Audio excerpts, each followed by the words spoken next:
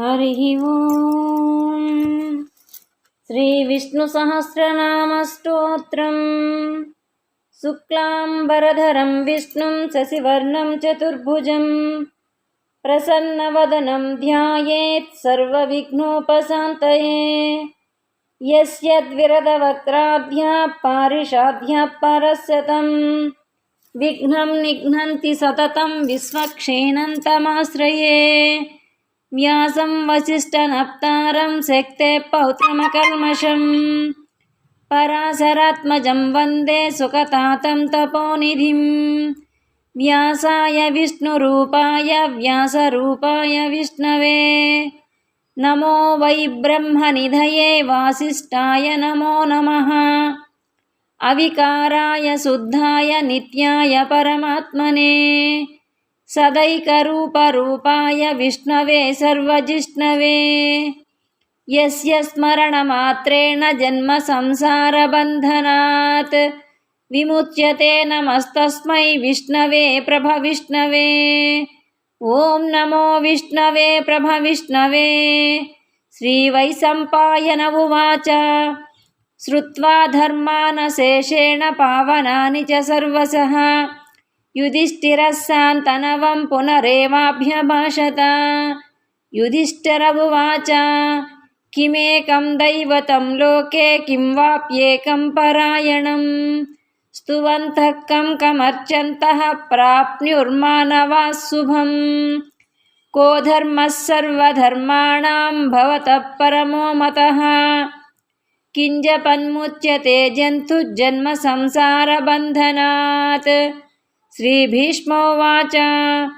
जगत्प्रभुं देवदेवम् अनन्तं पुरुषोत्तमं स्तुवन्नाम सहस्रेण पुरुषः सततोत्थितः। तमेव चार्चयन् नित्यं भक्त्या पुरुषमव्ययम् ध्यायन् स्तुवन्नमस्यश्च यजमानस्तमेव च। अनादिनिधनं विष्णुं सर्वलोकमहेश्वरम् लोकाध्यक्षं स्तुवन्नित्यं सर्वदुःखातिगो भवेत्। ब्रह्मण्यं सर्वधर्मज्ञं लोकानां कीर्तिवर्धनम् लोकनाथं महद्भूतं सर्वभूतभवोद्भवम्। एष मे सर्वधर्माणां धर्मोऽधिकतमो मतः यद्भक्त्या पुण्डरीकाक्षं स्तवैरर्चेन्नरः सदा। परमं यो महत्तेजः परमं यो महत्तपः परमं यो महद्ब्रह्म परमं यः परायणम्। पवित्राणां पवित्रं यो मङ्गलानां च मङ्गलम् दैवतं देवतानां च भूतानां यो व्ययः यतः सर्वाणि भूतानि भवन्त्यादियुगागमे यस्मिंश्च प्रलयं यान्ति पुनरेव युगक्षये। तस्य लोकप्रधानस्य जगन्नाथस्य भूपते विष्णोर्नाम सहस्रं मे शृणु पापभयापहम्। यानि नामानि गौणानि विख्यातानि महात्मनः ऋषिभिः परिगीतानि तानि वक्ष्यामि भूतये। ऋषिर्नाम्नां सहस्रस्य वेदव्यासो महामुनिः छन्दोनुष्टुप् तथा देवो भगवान् देवकीसुतः। अमृतांशुद्भवो बीजं शक्तिर्देवकीनन्दनः त्रिसामा हृदयं तस्य शान्त्यर्थे विनियुज्यते। विष्णुं जिष्णुं महाविष्णुं प्रभविष्णुं महेश्वरम् अनेकरूपदैत्यान्तं नमामि पुरुषोत्तमम्। अस्य श्रीविष्णोर्दिव्यसहस्रनामस्तोत्रमहामन्त्रस्य श्रीवेदव्यासो भगवान् ऋषिः अनुष्टुप् छन्दः। श्रीमहाविष्णुः परमात्मा श्रीमन्नारायणो देवता अमृतांशुद्भवो भानुरिति बीजं देवकीनन्दनस्रष्टेति शक्तिः उद्भवक्षोभणो देव इति परमो मन्त्रः शङ्खबृन्नन्दकी चक्रीति कीलकम् शार्ङ्ग्यधन्वा गदाधर इत्यस्त्रम् रथाङ्गपाणिरक्षोभ्य इति नेत्रम् त्रिसामासामगः सामेति कवचम् आनन्दं परब्रह्मेति योनिः ऋतुसुदर्शनः काल इति दिग्बन्धः श्रीविश्वरूप इति ध्यानम् श्रीमहाविष्णुप्रीत्यर्थे सहस्रनामस्तोत्रपारायणे विनियोगः। ध्यानम् क्षीरोदन्वत्प्रदेशे शुचिमणिविलसत्सैकते मौक्तिकानाम् मालाक्लुप्तासनस्तस्फटिकमणिनिभैर्मौक्तिकैर्मण्डिताङ्गः शुभ्रैरभ्रैरधभ्रैरुपरिविरचितैर्मुक्तपीयूषवर्षैः आनन्दीनः पुनीयादरिणरिणगदा शङ्खपाणिर्मुकुन्दः भूपादौ यस्य नाभिर्विहदसुरनिलश्चन्द्रसूर्यौ च नेत्रे कर्णावासा शिरोद्योर्मुखमपि दहनो यस्य वास्तेयमब्धिः अन्तस्तं यस्व विश्वं सुरनरकगो भोगि गन्धर्वदैत्यैः चित्रं रम्यते तं त्रिभुवनवपुषं विष्णुमीशं नमामि शान्ताकारं भुजगशयनं पद्मनाभं सुरेशं विश्वाधारं गगनसदृशं मेघवर्णं शुभाङ्गं लक्ष्मीकान्तं कमलनयनं योगिहृद्यानगम्यं वन्दे विष्णुं भवभयहरं सर्वलोकैकनाथं मेघश्यामं पीतकौशेयवासं श्रीवत्साङ्गं कौस्तुभोद्भासिताङ्गं पुण्योपेतं पुण्डरीकायताक्षं विष्णुं वन्दे सर्वलोकैकनाथं नमः समस्तभूतानाम् आदिभूताय बुभृते अनेकरूपरूपाय विष्णवे प्रभविष्णवे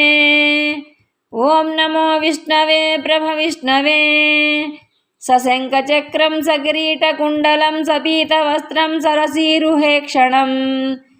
सहारवक्षस्थलशोभिकौस्तुभं नमामि विष्णुं शिरसा चतुर्भुजं छायायां पारिजातस्य हेमसिंहासनोपरि आसीनमम्बुदश्यामम् आयताक्षमलङ्कृतं चन्द्राननं चतुर्बाहुं श्रीवत्साङ्कितवक्षसं रुक्मिणी सत्यभामाभ्यां सहितं कृष्णमाश्रये। हरिः ओं। विश्वं विष्णुर्वषट्कारो भूतभव्यभवत्प्रभुः भूतकृद्भूतभृद्भावो भूतात्मा भूतभावनः भूतात्मा परमात्मा च मुक्तानां परमागतिः अव्ययपुरुषः साक्षी क्षेत्रज्ञोऽक्षर एव च योगो योगविदां नेता प्रधानपुरुषेश्वरः नारसिंहवपुः श्रीमान् केशवः पुरुषोत्तमः सर्वशिवस्ताणुः भूतादिर्निरव्ययः सम्भवो भावनो भर्ता प्रभवः प्रभुरीश्वरः स्वयंभूः शम्भुरादित्यः पुष्कराक्षो महास्वनः अनादिनिधनो धाता विधाता धातुरुत्तमः अप्रमेयो हृषीकेशः पद्मनाभो अमरप्रभुः विश्वकर्मा मनुस्पष्टस्तविष्टस्तविरो ध्रुवः अग्राह्यः शाश्वतः कृष्णो लोहिताक्षप्रदर्दनः प्रभूतस्त्रयकुब्धाम पवित्रं मङ्गलं परम् ईशानप्राणधः प्राणो ज्येष्ठश्रेष्ठप्रजापतिः हिरण्यगर्भो भूगर्भो माधवो मधुसूदनः ईश्वरो विक्रमी धन्वी मेधावी विक्रमक्रमः अनुत्तमो दुरादर्शः कृतज्ञः कृतिरात्मवान् सुरेशः शरणं शर्म विश्वरेता प्रजाभवः अहः संवत्सरो व्याळः प्रत्ययः सर्वदर्शनः अजः सर्वेश्वरः सिद्धः सिद्धिः सर्वादिरच्युतः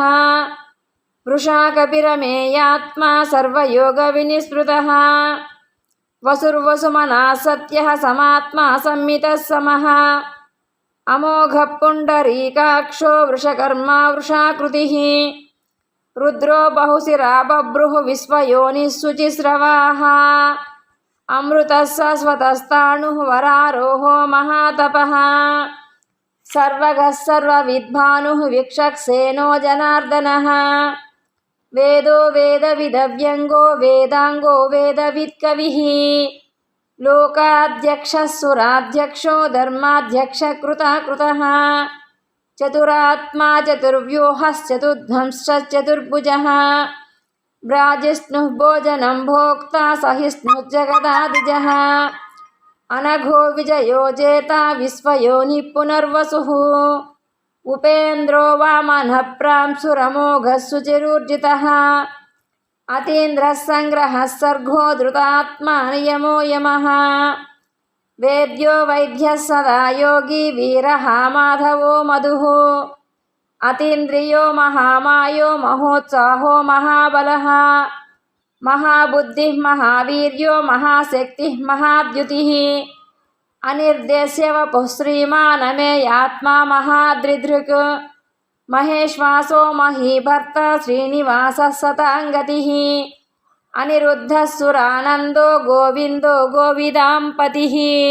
मरीचिर्दमनो हंसः सुपर्णो भुजगोत्तमः हिरण्यनाभः सुतपः पद्मनाभः प्रजापतिः अमृत्युः सर्वदृक्हिंसा सन्धाता सन्धिमान् स्थिरः अजो दुर्दर्शनः शास्ता विश्रुतात्मा सुरारिः गुरुर्गुरुतमो धाम सत्यः सत्यपराक्रमः निमिषो निमिषस्वग्रीवाचस्पतिरुदारधीः अग्रणी ग्रामणी श्रीमान् न्यायो नेता समीरणः सहस्रमूर्धा विश्वात्मा सहस्राक्षः सहस्रपात् आवर्तनो निवृत्तात्मा संवृतः सम्प्रमर्दनः अहः संवर्तको वह्निरनिलोधरणीधरः सुप्रसादः प्रसन्नात्मा विश्वदृग्विश्वभुग्विभुः सत्कर्ता सत्कृतः साधुः जह्नुर्नारायणो नरः असंख्येयो प्रमेयात्मा विशिष्टः शिष्टकृच्युचिः सिद्धार्थः सिद्धसङ्कल्पः सिद्धिदः सिद्धिसाधनः वृषाही वृषभो विष्णुर्वृषपर्वा वृषोदरः वर्धनो वर्धमानश्च विविक्तश्रुतिसागरः सुभुजो दुर्धरो वाग्मी महेन्द्रो वसुदो वसुः नैकरूपो बृहद्रूपः सिपिविष्टप्रकाशनः ओजस्तेजोद्युतिधरः प्रकाशात्मा प्रतापनः रुद्धस्पष्टाक्षरो मन्त्रः चन्द्रांशुर्भास्करद्युतिः अमृतांशुद्भवो भानुः शशिबिन्दुः सुरेश्वरः औषधं जगतः सेतुः सत्यधर्मपराक्रमः भूतभव्यभवन्नाथः पवनः पावनो नलः कामः कामकृत्कान्तः कामः कामप्रदप्रभुः युगादिकृद्युगावर्तो नैकमायो महासनः अदृश्यो व्यक्तरूपश्च सहस्रजितनन्तजित् इष्टो विशिष्टशिष्टेष्टः शिखण्डी नहुषो वृषः क्रोधः क्रोधकृत्कर्ता विश्वबाहुर्महीधरः अच्युतप्रथितप्राणः प्राणदो वासवानुजः अपां निरधिष्ठानमप्रमत्तप्रतिष्ठतः स्कन्धः स्कन्धधरो दुर्यो वरदो वायुवाहनः वासुदेवो बृहद्भानुरादिदेवः पुरन्दरः अशोकस्तारणस्तारः शूरः सौरिजनेश्वरः अनुकूलः सतावर्तः पद्मी पद्मनिभेक्षणः पद्मनाभोरविन्दाक्षः पद्मगर्भः शरीरवृद् महर्दिरुद्धो वृद्धात्मा महाक्षो गरुडध्वजः अतुलः शरभो भीमः समयज्ञो हविर्हरिः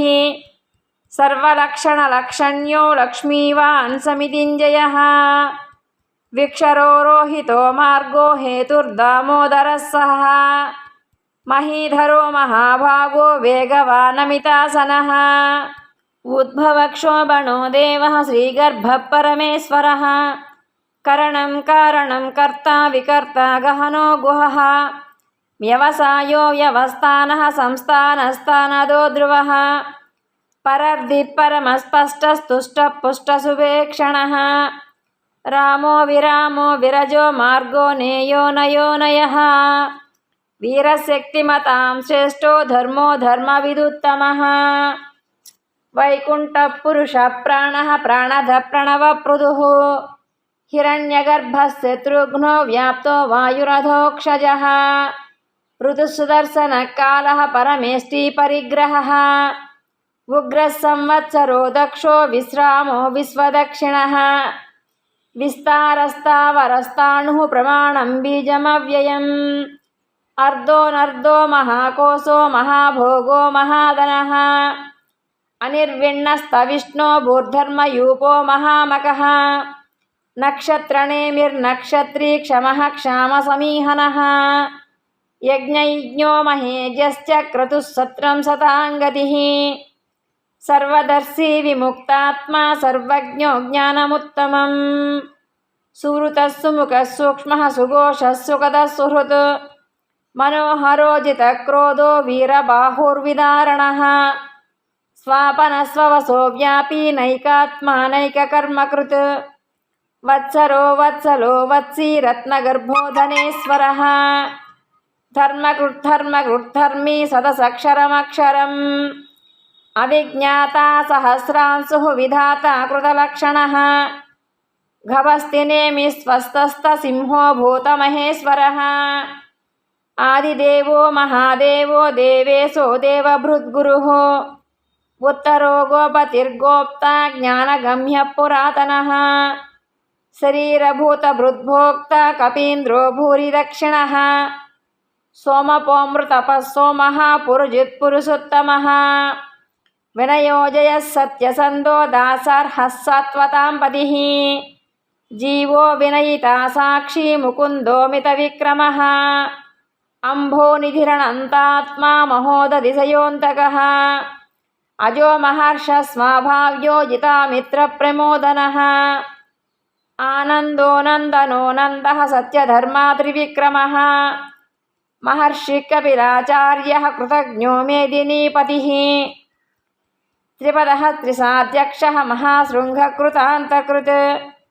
महावराहो गोविन्दः सुषेणः कनकाङ्गदी गुह्यो गभीरो गहनो गुप्तचक्रगदाधरः वेदास्वाङ्गोजितकृष्णो दृढः सङ्कर्षणोच्युतः वरुणो वारुणो वृक्षः पुष्कराक्षो महावनः भगवान् भगहानन्दी वनमाली हलायुधः आदित्यो ज्योतिरादित्यः सहिष्णुर्गतिसत्तमः सुधन्वाखण्डपरशुद्धारुणो द्रविणप्रदः दिविक्सृक्सर्वदृग्व्यास्तो वाचस्पतिरयो निजः त्रिसामा सामगः सामा निर्वाणं भेषजं भिषक् संन्यासकृच्मनः शान्तो निष्ठा शान्तिपरायणम् शुभाङ्गः शान्तिदस्रष्टा कुमुदः कुवलेशयः गोहितो गोपतिर्गोप्ता वृषभाक्षो वृषप्रियः अनिवर्ती निवृत्तात्मा संक्षेप्ता क्षेमकृच्छिवः श्रीवत्सवक्षाः श्रीवासः श्रीपतिः श्रीमताम्बरः श्रीधः श्रीशः श्रीनिवासः श्रीनिधिः श्रीविभावनः श्रीधरः श्रीकरः श्रेयः श्रीमान् लोकत्रयाश्रयः स्वक्षस्वङ्गः सदानन्दो नन्दिर्ज्योतिर्गणेश्वरः विजितात्मा विधेयात्मा सत्कीर्तिश्चिन्न संशयः उदीर्णः सर्वतश्चक्षुरणीशः शाश्वतस्थिरः भूषयो भूषणो भूतिः विशोकः शोकनाशनः अर्चिष्मानर्चितः कुम्भो विशुद्धात्मा विशोधनः अनिरुद्धो प्रतिरथः प्रद्युम्नो मितविक्रमः कालनेमिनिः वीरः शौरिः शूरजनेश्वरः त्रिलोकात्मा त्रिलोकेशः केशवः केशिहा हरिः कामदेवः कामपालः कामीकान्तःकृतागमः अनिर्देश्य वपुर्विष्णुर्वीरोऽनन्तो धनञ्जयः ब्रह्मण्यो ब्रह्मकृद्ब्रह्मा ब्रह्म ब्रह्मविवर्धनः ब्रह्मविद्ब्राह्मणो ब्रह्मी ब्रह्मज्ञो ब्राह्मणप्रियः महाक्रमो महाकर्मा महातेजा महोरगः महाक्रतुर्महायज्ञ महायज्ञो महाहविः स्तव्यस्तवप्रियस्तोत्रं श्रुतिस्तोतारणप्रियः पूर्णः पूरयिता पुण्यः पुण्यकीर्तिरनामयः मनोजवस्तीर्धकरो वसुरेता वसुप्रदः वसुप्रदो वासुदेवो वसुर्वसुमनाहविः सद्गतिः सत्कृतिः सत्ता सद्भूतिः सत्परायणः सूरसेनो यदुश्रेष्ठः सन्निवासः सुयामुनः भूतावासो वासुदेवः सर्वासु निलयो नलः दर्पः दर्पदो दृप्तो दुर्धरोधापराजितः विश्वमूर्तिर्महामूर्तिर्दीप्तमूर्तिरमूर्तिमान् अनेकमूर्तिरव्यक्तः शतमूर्तिः शताननः एकोनैकस्तवः किं यत्पदमनुत्तमम् लोकबन्धुर्लोकनाथो माधवो भक्तवत्सलः सुवर्णवर्णो हेमाङ्गो वराङ्गश्चन्दनाङ्गदी वीरः विषमः शून्यो घृतासीरचलश्चलः अमानीमानदो मान्यो लोकस्वामी त्रिलोकधृत् सुमेधामेधजो धन्यः सत्यमेधाधराधरः तेजो वृषोद्युतिधरः सर्वशस्त्रभृताम्बरः प्रग्रहो निग्रहो व्यग्रो नैकशृङ्गो गदाग्रजः चतुर्मूर्तिश्चतुर्बाहुश्चतुर्व्यूहश्चतुर्गतिः चतुरात्मा चतुर्भावः चतुर्वेदविदेकपात् समावर्तो निवृत्तात्मा दुर्जयो दुरतिक्रमः दुर्लभो दुर्गमो दुर्गो दुरावासो दुरारिः शुभाङ्गो लोकसारङ्गः सुतन्तुस्तन्तुवर्धनः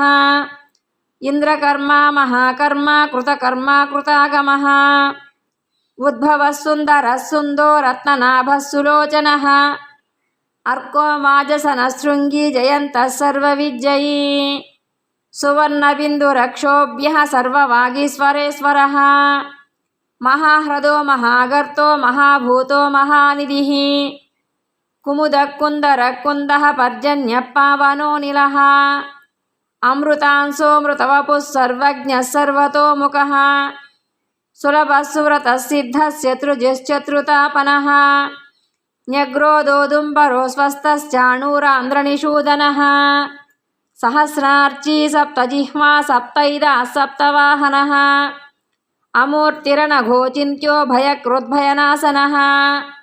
अणुबृहत्कृशस्तूलो गुणभृन्निर्गुणो महान् अधृतः सधृतः स्वास्वस्प्राग्वंशो वंशवर्धनः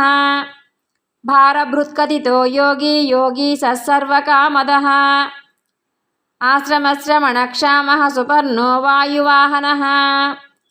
धनुर्धरो धनुर्वेदो दण्डो दमयितादमः अपराजितः सर्वसहो नियन्ता नियमो यमः सत्त्ववान् सात्विकः सत्यः सत्यधर्मपरायणः अभिप्रायः प्रियार्होर्हः प्रियकृत्प्रीतिवर्धनः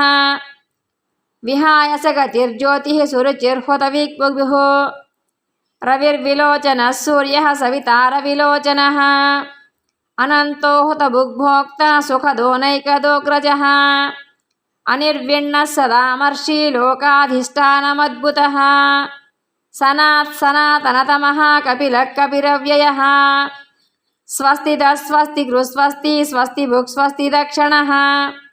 अरौद्रकुण्डली चक्री विक्रम्योर्जितशासनः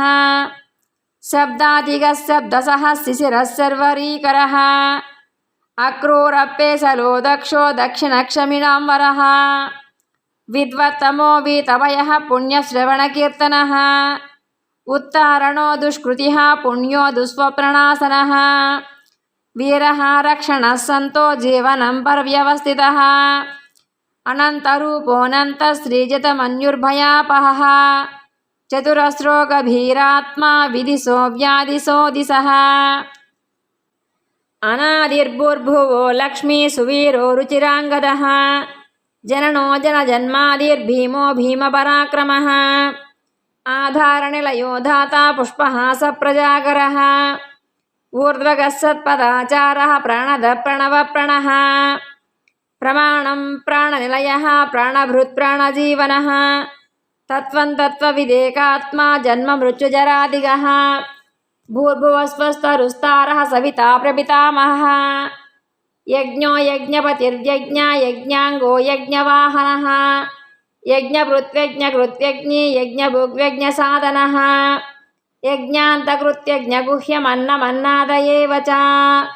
आत्मयोनिस्वयं जातो वैखानः सामगायनः देवकीनन्दनस्रष्टा क्षितिसप्पापनासनः शङ्खबृन्नन्दकी चक्री शार्ङ्गधन्वा गदाधरः रथाङ्गपाणिरक्षोभ्यः सर्वप्रहरणायुधः शङ्खबृन्नन्दकी चक्री शार्ङ्गधन्वा गदाधरः रथाङ्गपाणिरक्षोभ्यः सर्वप्रहरणायुधः शङ्खबृन्नन्दकी चक्री शार्ङ्गधन्वा गदाधरः रथाङ्गपाणिरक्षोभ्यः सर्वप्रहरणायुधः श्री सर्वप्रहरणायुध ओं नमः इति वनमाली गदी सांघी शंकी चक्री च नंदकी श्रीमान्नारायणो विष्णुर्वासुदेवोऽभिरक्षतु वनमाली गदी सांघी शंकी चक्री च नंदकी श्रीमान्नारायणो विष्णुर्वासुदेवोऽभिरक्षतु वनमाली गदी सांघी शंकी चक्री च नंदकी श्रीमान्नारायणो विष्णुर्वासुदेवोऽभिरक्षतु इतीदं कीर्तनीयस्य केशवस्य महात्मनः नाम्नां सहस्रं दिव्यानामशेषेण प्रकीर्तितं यैदं शृणुयान् नित्यं यश्चापि परिकीर्तयेत् नाशुभं प्राप्नुयात् किञ्चित् सोमुत्रेह च मानवः वेदान्तगो ब्राह्मणः स्वाक्षत्रियो विजयी भवेत् वैश्यो धनसमृद्धः स्यात् शूद्रश्चकमवाप्नुयात् धर्मार्थी प्राप्नुयात् धर्ममर्थार्थी च अर्थमाप्नुयात् कामानवाप्नुयात् कामी प्रजार्थी चाप्नुयात् प्रजां भक्तिमान् यः सदोत्थाय शुचिः सद्गतमानसः सहस्रं वासुदेवस्य नाम्नामेतत् प्रकीर्तयेत् यश प्राप्नोति विपुलं ज्ञातिप्राधान्यमेव च अचलां श्रियमाप्नोति श्रेयः प्राप्नोत्यमुत्तमम् न भयं क्वचिदाप्नोति वीर्यं तेजश्च विन्दति भवत्यरोगोद्युतिमान् बलरूपगुणान्वितः रोगार्तो मुच्यते रोगात् बद्धो मुच्येत बन्धनात् भयान्मुच्येत भीतस्तु मुच्येतापन्न आपदः दुर्गाण्यद्विरत्यासु पुरुषः पुरुषोत्तमं स्तुवन्नाम सहस्रेण नित्यं भक्तिसमन्वितः वासुदेवाश्रयो मर्त्यो वासुदेवपरायणः सर्वपापविशुद्धात्मा याति ब्रह्मसनातनं न वासुदेवभक्तानाम् अशुभं विद्यते क्वचित् जन्ममृत्युजराव्याधिभयन्नैवोपजायते इमं स्तवमधीयानः श्रद्धाभक्तिसमन्वितः युज्येतात्मा सुखशान्ति श्रुतिस्मृतिकीर्तिभिः न क्रोधो न च मात्सर्यं न लोभो नाशुभां मतिः भवन्ति कृतपुण्यानां भक्तानां पुरुषोत्तमे दौश्चन्द्रार्कनक्षत्रा खन्दिशो भूर्महोदधिः वासुदेवस्य वीर्येण विद्रुतानि महात्मनः ससुरासुरगन्धर्वं सयक्षोरगराक्षसं जगद्वशे वर्तदेतं कृष्णस्य सचराचरम् इंद्रियाणि मनोबुद्धिः सत्त्वं तेजो बलं धृतिः वासुदेवात्मकान्याहुः क्षेत्रं क्षेत्रज्ञ एव च सर्वागमानामाचारः प्रथमं परिकल्पते आचारप्रभवो धर्मो धर्मस्य प्रभुरच्युतः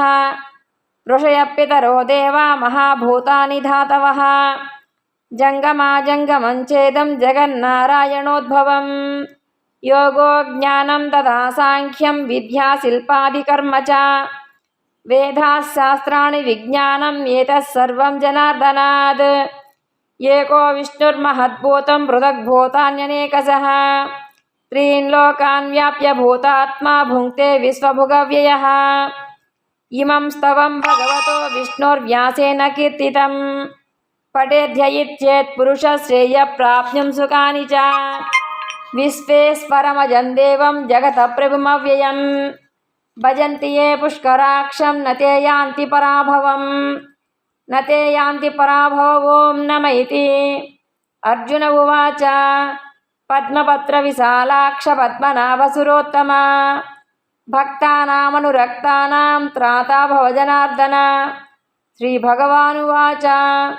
यो मां नाम सहस्रेण स्तोतुमिच्छति पाण्डव सोऽहमेकेन श्लोकेन स्तुत एव न संशयः स्तुत एव न संशय ॐ नम इति। व्यास उवाच वासनाद्वासुदेवस्य वासितं ते भुवनत्रयं सर्वभूतनिवासोऽसि वासुदेव नमोऽस्तु ते। श्रीवासुदेव नमोऽस्तु ते ॐ नम इति। पार्वत्युवाच केनोपायेन लघुना विष्णोर्नामसहस्रकं पठ्यते पण्डितैर्नित्यं श्रोतुमिच्छाम्यहं प्रभो। ईश्वर उवाच श्रीराम राम रामेति रमे रामे मनोरमे सहस्रनाम तत्तुल्यं रामनामवरानने। श्रीराम राम रामेति रमे रामे मनोरमे सहस्रनाम तत्तुल्यं रामनामवरानने। श्रीराम राम रामेति रमे रामे मनोरमे सहस्रनाम तत्तुल्यं रामनामवरानने। श्रीरामनामवरानन ॐ नम इति। ब्रह्मोवाच नमोऽस्त्वनन्ताय सहस्रमूर्तये सहस्रपादाक्षशिरोरुबाहवे सहस्रनाम्ने पुरुषाय शाश्वते सहस्रकोटियुगधारिणे नमः। सहस्रकोटियुगधारिणे ॐ नम इति। संजय उवाच यत्र योगीश्वर कृष्णो यत्र पार्थो धनुर्धरः तत्र श्रीविजयोर्भूतिर्ध्रुवा नीतिर्मतिर्मम। श्रीभगवानुवाच अनन्यास्त्यन्तयन्तो मां ये जना पर्युपासते तेषां नित्याभियुक्तानां योगक्षेमं वहाम्यहम्। परित्राणाय साधूनां विनाशाय दुष्कृतां धर्मसंस्थापनार्थाय सम्भवामि युगे युगे। आर्ता विषण्णाः शिथिलाश्च भीताः घोरेषु च व्याधुषु वर्तमानाः संकीर्त्य नारायणशब्दमात्रं विमुक्तदुःखाः सुखिनो भवन्तु। कायेन वाचा मनसेन्द्रियैर्वा बुद्ध्यात्मना वा प्रकृते स्वभावात् करोमि यद्यत् सकलं परस्मै नारायणायेति समर्पयामि।